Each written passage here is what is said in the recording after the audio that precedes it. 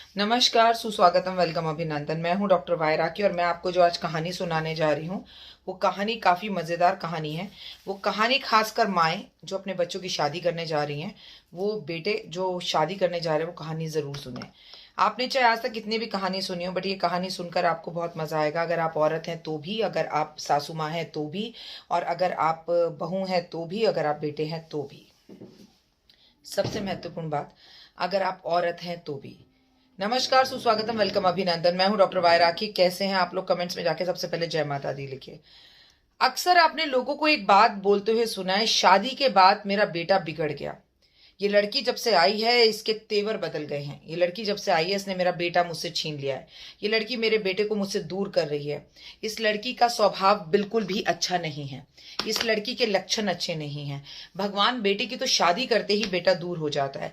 भगवान बेटे की तो शादी करते ही बेटा किसी काम का नहीं रहता। 100 का नोट खुला और खर्च हुआ, बेटे की शादी हुई और बेटा दूर हुआ। ये कहावत हमारे यहाँ कही जाती है। क्या आपने ये कहावतें बोलते सुनते या खुद को बोलते हुए कई बार देखा है? तो आइए आज एक कहानी के जरिए इस बात को समझते हैं। बहुत समय पहले की बात है। रात के करीबन 11:30 बज रहे थे और एक औरत, काफी बुजुर्ग, जो अपने घर में बर्तनों को मांज रही थी। बड़े बेटे के कमरे से बहू की आवाज है, ओफो, सोने का समय हो रहा है और तुम्हारी माँ बर्तन मांजने में लगी हुई है। जाओ उसे मना करो, मेरी नींद खराब होती है। रात में 11:30 बजे तक बर्तन मांजती है। सुबह 4 बजे उठकर खटर खटर शुरू कर देती है। 5 बजे उठकर पूजा शुरू कर देती है। 7 बजे से खाना बनाने लगती है। सोने का तो मौका ही तुम्हारी माँ नहीं देती। शादी कर कर क्या तुमसे कुछ गलती करी? बेटा कहता है, ठीक है, मैं माँ को जाकर मना करता हूँ कि वो बर्तन ना मांजे। बेटा अपने कमरे से बाहर निकलता है तो छोटे भाई के कमरे की तरफ जा रहा होता है। एग्जैक्टली उसकी भाभी, छोटी भाभी भी अपने हस्बैंड से यही कह रही होती है। वो भाई का दरवाजा खटखटाता है और खटखटाकर बोलता है, आओ। दोनों भाई आपस में कान में कुछ फुसफुसाते हैं, माँ के पास रसोई में जाते हैं और माँ के साथ बर्तन मंजवाना शुरू कर देते हैं।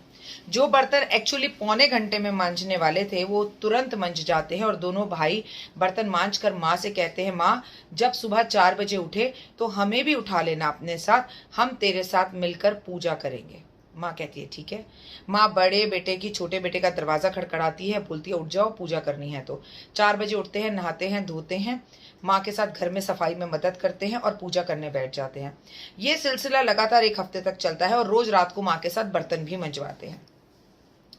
1 हफ्ते बाद बड़े बेटे की बहू बोलती है, ये क्या लगा रखा है? पहले तुम्हारी माँ ये सब काम करती थी, अब तुम करते हो, तुम ये काम क्यों करते हो? बेटा मुस्कुराकर बोलता है, जब मेरी शादी हुई तो मेरी माँ मुझसे बार बार कहती थी, शादी कर ले, शादी कर ले। मैं कहता था शादी नहीं करनी, तो माँ बोलती थी, मैं बुजुर्ग हो गई हूँ, कब तक तेरे बर्तन मांजूंगी? तेरी बीबी आएगी तो तेरी जिम्मेदारी को उठाएगी।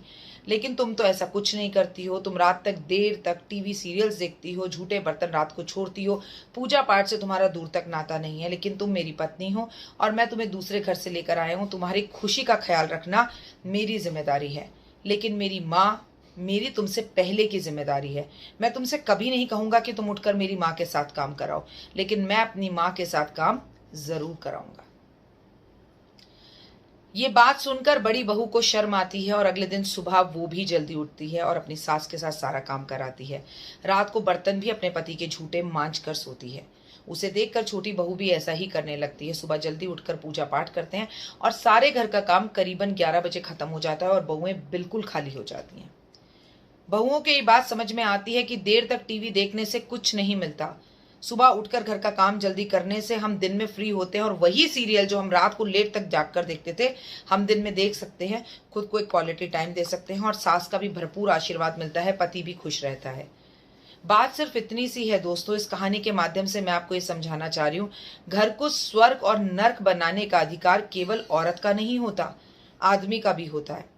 वो लड़की जो कल से बाहर से आई होती है, आपका बेटा जो आपके साथ 25 साल तक पलता है, पोसता है, अचानक उस लड़की के आते ही नहीं बदल जाता। जो लड़के नहीं बदलना चाहते वो नहीं बदलते। हर वक्त घर बर्बाद करने का और तोड़ने का सिरा औरत के ही सर पर क्यों मांडा जाए?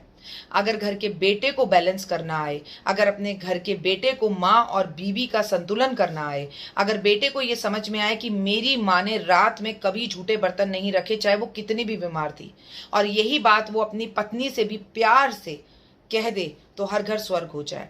हर बार औरत ही गलत नहीं होती। कई बार झूठी शान, झूठे प्यार और झूठे दिखावे के लिए, और ये दिखाने के लिए कि मैं अपनी माँ का गुलाम नहीं हूं, मैं मम्मा बॉय नहीं हूं, बेटे अक्सर अपनी पत्नियों के गुलाम बन जाते हैं। और अगर आप बेटे हैं और इस कहानी को सुन रहे हैं तो आपकी माँ बुजुर्ग हो गई है। माता पिता से आपका रिश्ता आपकी बीवी से पहले था। और जो बच्चे आज आप अपने माता पिता की रिस्पेक्ट नहीं कर रहे, तो कभी ना कभी आप भी माता पिता बनेंगे। और आपकी बीवी जो आज बुढ़ापे में आपके माता पिता की सेवा नहीं कर रही, वो जब आपका बुढ़ापा आएगा तो आपकी भी नहीं करेगी। आज जो अपनी माँ के साथ खड़े होकर आप बर्तन धुलवा रहे हैं, कल आप अपनी बीवी के साथ खड़े होकर बर्तन धुलवाएंगे। इसीलिए कहती हूँ कि रिश्तों को बैलेंस करना सीखिए। पत्नी को पत्नी रहने दीजिए, देवी बनाकर सर पर मत चढ़ाइए। औरतों से भी मैं हमेशा ये कहती हूँ, पति पति है, परमेश्वर मत बनाइए। लेकिन जो माता पिता सही मानों में परमेश्वर हैं, उन्हें परमेश्वर ही जानिए, मानिए, क्योंकि इस दुनिया में सबसे बड़ी पूजा माता पिता की पूजा है। सब झूठ है, सब बेकार है। दुनिया में कहीं भी किसी भी तकलीफ में आप होंगे, पत्नी भी छोड़कर चली जाती है, लेकिन माता पिता छोड़कर कभी नहीं जाते। फिलहाल दीजिए इजाजत। नमस्कार।